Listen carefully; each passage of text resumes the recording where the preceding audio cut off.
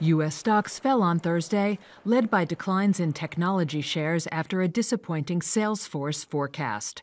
The Dow dropped almost 0.9%, the S&P 500 shed 0.6%, and the tech-heavy Nasdaq fell more than 1%.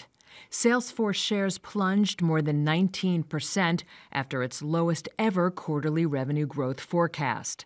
That has raised fears rival AI offerings and high interest rates are hampering demand at the cloud-based firm. Bill Whelan is partner and portfolio manager at Clough Capital Partners.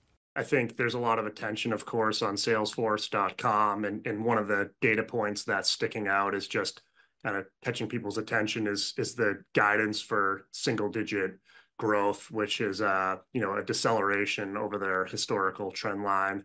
We're not involved in that name for what it's worth, but we do have, as we think about the broader AI theme, we do have concerns about how software will play into that and monetize that over the next 2 years, and think there are certainly better ways to play that theme.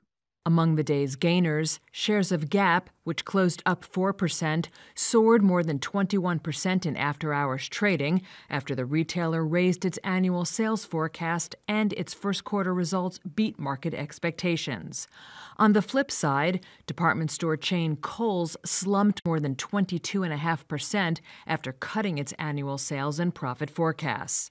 HP jumped nearly 17% after it posted better-than-expected second-quarter revenue.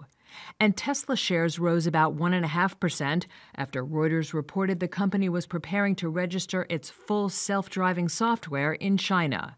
In economic data, a Commerce Department report showed the economy grew slower in the first quarter than previously estimated.